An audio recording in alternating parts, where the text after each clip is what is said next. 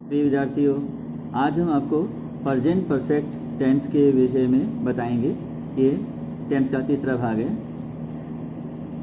Hindi sentence identification, Hindi वाक्य की पहचान। तो वाक्य की पहचान जैसे हमें हिंदी से अंग्रेजी बनानी है, तो सबसे पहले आपको विद्यार्थियों ये जानना जरूरी होता है कि हिंदी वाले वाक्य किस प्रकार के हों कि उसके वाक्य की अंग्रेजी उस तरीके में बने।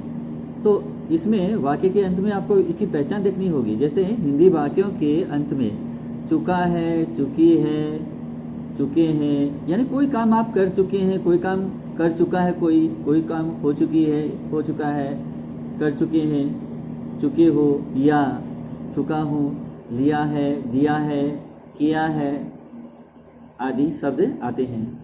तो ये क्या है कि अंत में आते हैं। जैसे कोई काम आपने कर लिया है, आपने भोजन खा लिया है, दिया है, किया है, ऐसे आते हैं। या चुके हैं, चुकी है, इस प्रकार के जो शब्द हैं आपके वाक्य के अंत में आते हैं। तो आप ये समझ लीजिएगा कि आपके प्रेजेंट परफेक्ट का टेंस है और आपको इस नियम का पालन करते हुए वाक्य बनाना होगा। इसमें जो नियम है उसका अनुसरण करना होगा। तो इसमें सबसे पहले ये तो ही हिंदी वाक्य से अंग्रेजी में जाने की बात। अंग्रेजी कैसे बनेगी, आपको इसकी हिंदी से अंग्रेजी वाली बात बताइए। अब परीक्षा में क्या है कि अंग्रेजी के वाक्य के अंदर अंग्रेजी वाक्य की पहचान अंग्रेजी से ही होती है। तो अंग्रेजी वाक्य में जैसे जस्ट है, जस्ट मीनी अभी, जस्ट नाउ अभी अभी, येट मीनी अभी तक, सो फार मीनी अभी तक, रिसेंटली हाल ही में, ऑलरेडी पहले से ही, एवर कभी। तो ये क्या है कि वाक्य के जैसे कि अब बता दें कि जस्ट जो है मुख्य फॉर्म से पहले आता है, जस्ट नाउ ये भी मुख्य फॉर्म से पहले आता है, या वाक्य के अंत में आप इसे रख सकते हैं।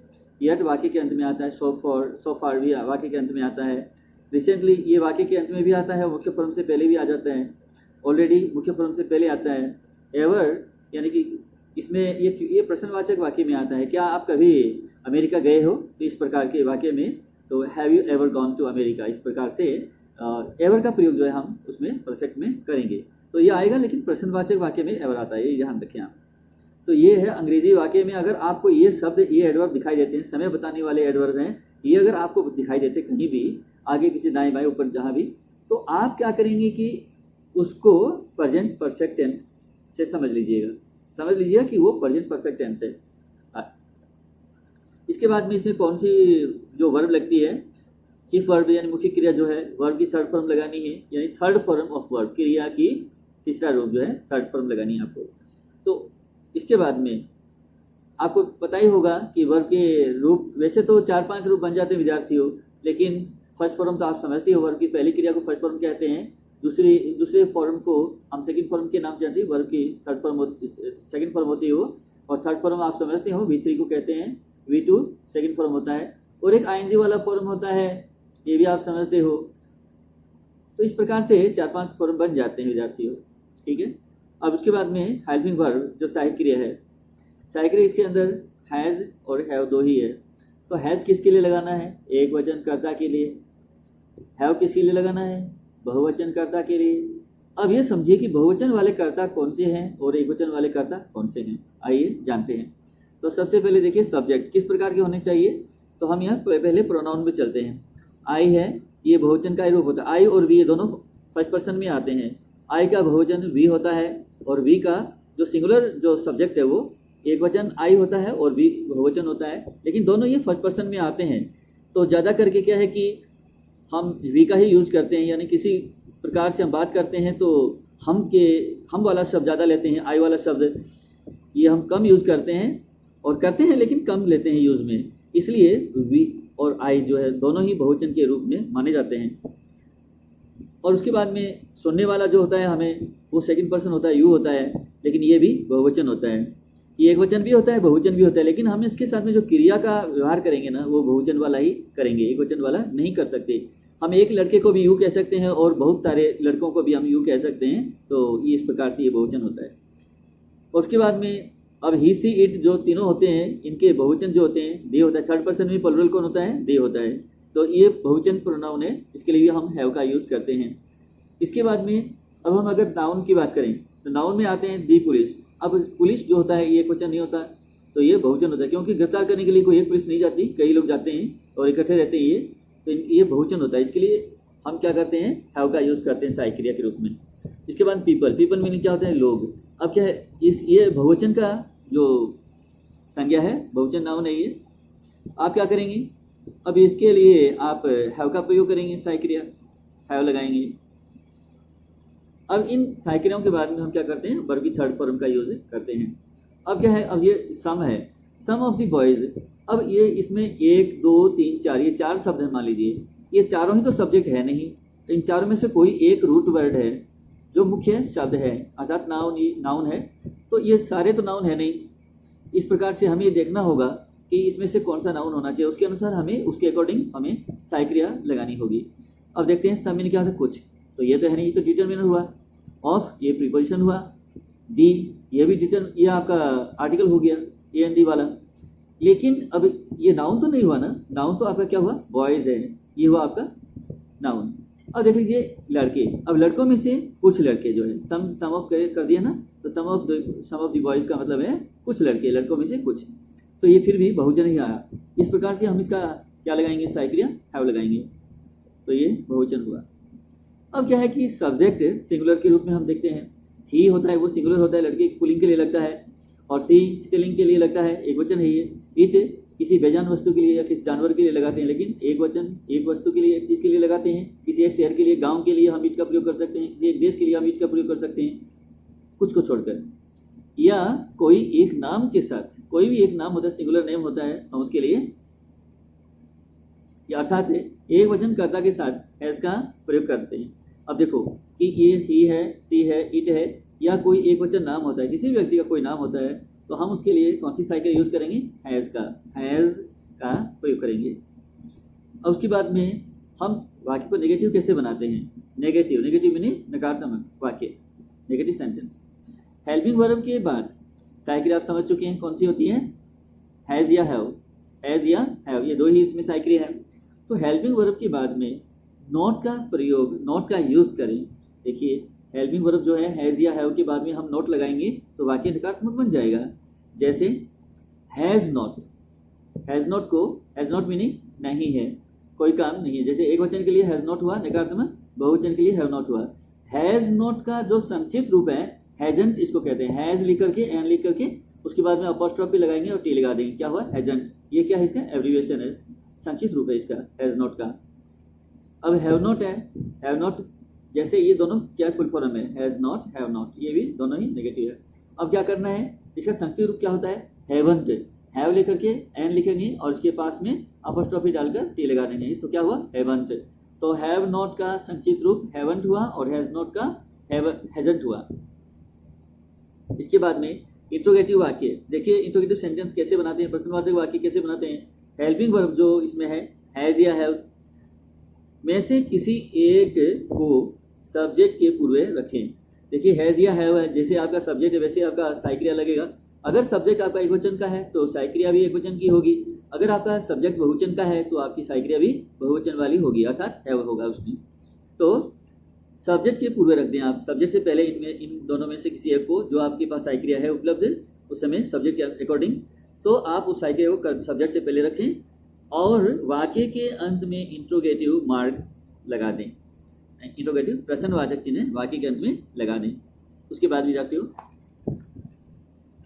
अब जो वाक्य बनाने का जो स्ट्रक्चर है, स्ट्रक्चर है वो क्या है। सबसे पहले सब्जेक्ट के रूप में हम क्या देखते हैं, सब्जेक्ट में कौन होता है, नाउन होता है या प्रोनाउन होता है। या तो हम संज्ञा लिखते हैं, संज्ञा अगर नहीं लिखते हैं तो उसकी जगह सर्वनाम लिखते हैं, तो इसे हम सब्जेक्ट कहते हैं। अब उसके बाद में अगर ये हमारे एक वचन का सब्जेक्ट है तो हैज लगाएंगे, अगर ये बहुवचन का है तो हम हैव लगा देंगे। अब जो काम हो रहा है या इनके सब्जेक्ट के द्वारा जो काम किया जा रहा है उसका वर्ब कौन सी लगाएंगे, थर्ड। उसके बाद में हम क्या लगाएंगे, ऑब्जेक्ट। ऑब्जेक्ट है या नहीं है ये करने के लिए हम व्हाट से क्वेश्चन करेंगे, मुख्य फॉर्म से हम क्वेश्चन करेंगे, वर्ब से क्वेश्चन करेंगे व्हाट से, तो जो जवाब हमें मिलेगा वो ऑब्जेक्ट है। अगर जवाब सही नहीं मिला तो वो ऑब्जेक्ट नहीं है, कुछ और है। अगर ऑब्जेक्ट नहीं है तो हम OW लगा देंगे, यानी कि अदर वर्ड की बारी आ जाती है। अगर मान लीजिए ऑब्जेक्ट के बाद में एडवर्ब आता है तो ऑब्जेक्ट है तो एडवर्ब ऑब्जेक्ट के बाद में लगा दें, अगर ऑब्जेक्ट नहीं है तो एडवर्ब ऑब्जेक्ट के स्थान पर ही आ जाएगा। अब इसके बाद में फॉर इंस्टेंस, उदाहरण के लिए पहला वाक्य है, मैं उनके साथ टीवी देख चुका हूँ। यानी कि उनके साथ मैं टीवी देख चुका हूँ। तो क्या लिखना है आपको? सबसे पहले मैं का मतलब है आई, मैं। अब देख चुका हूँ, तो देखिए साई क्रिया हूँ के लिए कौन सी लगाई गई है? Have, I have. अब देख चुका के लिए आप क्या करेंगे? देख चुका, इसके लिए क्या लगेंगे? Watched, I have watched. इधर से चलना है, सब्जेक्ट को लगाइएगा फिर इधर से चलना होगा आपको। हैव वॉच्ड, अब क्या देख चुका हूँ? टीवी, तो आप लिख दीजिए टीवी। उनके साथ है, तो फिर क्या हुआ? विथ देम, उनके साथ। तो इस प्रकार से I have watched TV with them, मैं उनके साथ टीवी देख चुका। इसका अगर हम नेगेटिव बनाना चाहेंगे, नेगेटिव बनेगा। नोट कहाँ लगाना है? हैव के और वॉच्ड के बीच में नोट लगाना है। नोट कहीं नहीं लगाना है सिवाय साई क्रिया के, साई क्रिया के बाद ही नोट लगता है। I have not watched TV with them, मैं उनके साथ टीवी नहीं देख चुका हूँ, अर्थात मैंने उनके साथ टीवी नहीं देखा है। अब इसका प्रश्नवाचक बनाएंगे, have I watched TV with them, क्या मैं उनके साथ टीवी देख चुका हूँ? तो ये विद्यार्थियों प्रश्नवाचक जो वाक्य बनाया गया है, ये टेंस की सार्थकता को सिद्ध करने के लिए बनाया गया है। नहीं तो क्या है कि प्रश्न जो है 3 प्रकार से बनते हैं, मैं आपको बता दूं यहाँ। एक तो होता है यस नो टाइप का प्रश्न, यस नो वाला, जो सहायक क्रिया से बनता है, सहायक क्रिया से बनने वाले क्वेश्चन होते हैं। और दूसरा बनता है WH वाले शब्दों से बनने वाले क्वेश्चन। और तीसरा जो क्वेश्चन बनता है वो टैग क्वेश्चन कहलाता है, यानी सकारात्मक वाक्य के अंत में नेगेटिव टैग जोड़ते हैं और नेगेटिव सेंटेंस के अंत में पॉजिटिव टैग जोड़ते हैं। ये क्या है ये मैं आपको अगली कड़ी में बताऊंगा। तो ये क्या है?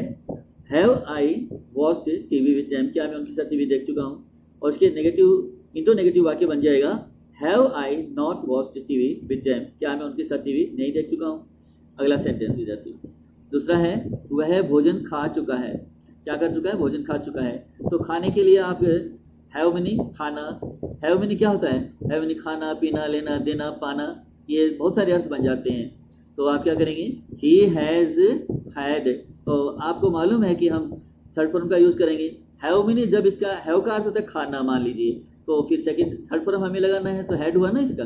तो हैव का सेकंड फॉर्म थर्ड फॉर्म क्या होता है? हैड होता है। तो ही हैज़ हैड डिनर, वह डिनर खा चुका है। He has not had dinner, वह डिनर नहीं खा चुका है, अर्थात नहीं खाया है। तो इसका इंटरोगेटिव बनेगा हैज़ ही हैड डिनर, क्या वह डिनर खा चुका है? चौथा बनेगा has he not had dinner, क्या वह डिनर नहीं खा चुका है? तो विद्यार्थियों इस प्रकार से एक वाक्य के कितने वाक्य बनते हैं? 4। तो आप 4 वाक्य इसलिए बनवाता हूँ कि परीक्षा में क्या है कि टेंस भरना आता है कई बार, तो इसमें आपको चारों तरफ के वाक्य जानने जरूरी होते हैं। पॉजिटिव कैसे बनता है ये भी जानना जरूरी है, नेगेटिव वाक्य कैसे बनता है, नोट को रख करके साई क्रिया के बाद और मुख्य फॉर्म से पहले नेगेटिव बनाते हैं। प्रश्नवाचक वाक्य अगर भरना आ जाता है परीक्षा में, तो ये कैसे भरते हैं कि साई क्रिया को हम पहले लगाते हैं, उसके अंत में प्रश्न चिन्ह लगा देते हैं। और इंट्रोगेटिव यानी इंट्रोगेटिव एंड नेगेटिव दोनों ही प्रश्नवाचक नकारात्मक दोनों ही वाक्य बनाना है, तो हैज़ को पहले लगाते हैं और ये सब्जेक्ट के तुरंत में नोट लगा देते हैं मुख्य फॉर्म से पहले भी। तो ये हुआ इंट्रोनेगेटिव। तो इस प्रकार से एक वाक्य के 4 वाक्य बनाने सीखने जरूरी हैं आपके लिए, पॉजिटिव, नेगेटिव, इंट्रोगेटिव, इंट्रोनेगेटिव। तीसरा सेंटेंस, हम चुरू गए हुए हैं, यानी कि गए भी थे और वापस आ भी गए हैं, काम हो चुका है, अब वहाँ नहीं है, हम वापस आ चुके हैं। ऐसे में हम वाक्यों को अंग्रेजी में कैसे बदलेंगे? We have been to Churu, हम चुरू गए हुए हैं। इसका नेगेटिव बनाना है तो आप नोट यहाँ रखिएगा, प्रश्नवाचक बनाना है तो हैव को पहले लगाओगे और पूरा वाक्य जैसे जैसे उतार दीजिएगा। प्रश्नवाचक है तो आखिर में प्रश्न चिन्ह भी आपको लगाना जरूरी होगा, इंट्रोगेटिव मार्क। अगला वाक्य देख लीजिए, चौथा है गाड़ी स्टेशन पर पहुंच चुकी है, पहुंच गई है या पहुंच चुकी है, बात एक ही है। पहुंच गई है तो गई है, पहुंच चुकी है तो चुकी है, आ तो गई है स्टेशन पर। The train has reached the station. अब ये बता दें, इसका जो उच्चारण होता है THE, इसका उच्चारण क्या होता है? छोटी डी होती है और बड़ी डी भी होती है और द होता है, दा नहीं होता इसका उच्चारण कभी भी, आप विशेष रूप से ध्यान रखिएगा। कई लोग इसको दा कहते हैं, दा नहीं होता है, ये उनके बोलने की एक आदत होती है इसलिए वो दा कहते हैं, लेकिन द होता है, छोटी डी होती है और बड़ी डी होती है। इसका कभी मैं आपको अगली कड़ी में जब डी के बारे में समझाऊंगा तभी मैं आपको बताऊंगा। इस समय इसको उसका जो उच्चारण है स्टेशन, इसका शुरुआत किससे है? से, एस से हुआ है। एस की हिंदी क्या होती है? से होती है। से क्या है? व्यंजन है, और व्यंजन वाले नाउन के पहले अगर टीएचई लगता है तो इसका उच्चारण द होता है। ये स्पष्ट हुआ। अगर ये स्वर से होता तो इसका उच्चारण छोटी दी होता। अगर अगर ये सुपरलेटिव डिग्री का कोई वर्ड होता तो हम इसको दी कहते हैं, यानी बड़ी दी, छोटी दी वाली नहीं, बड़ी दी, यानी कि दी को जोर दे के बोलना पड़ता। जैसे the best, the longest, the shortest, the whitest, the finest, the darkest. तो इस तरह से हम क्या है कि उसके शब्द के पहले दी लगाते हैं, टीएचई, इसको हम दी बोलते हैं, जोर देकर बोलना पड़ता है। ऐसे में सुपरलेटिव डिग्री का वर्ड होने पर ही आप इसको बड़ी दी कहेंगे।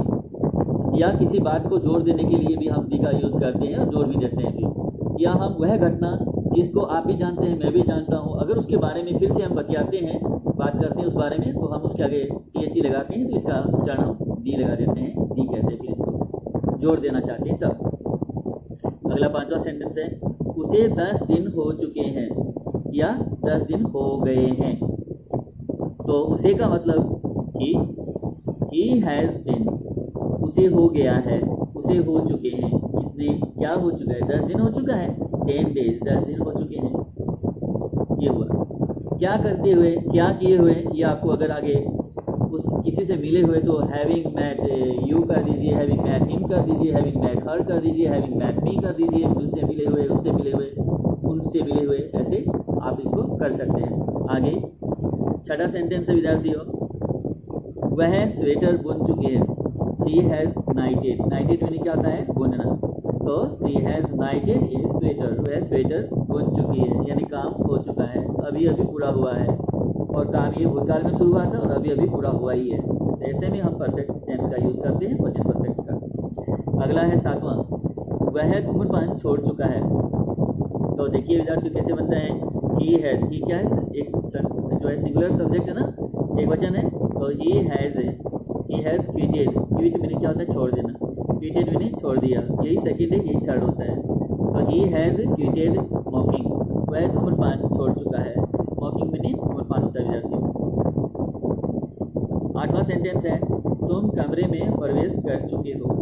तुम कमरे में प्रवेश कर चुके हो अर्थात तुम कमरे में प्रवेश कर गए हो, तो बात वही है ना, तो इसलिए अंग्रेजी क्या बनेगी, you have entered the room.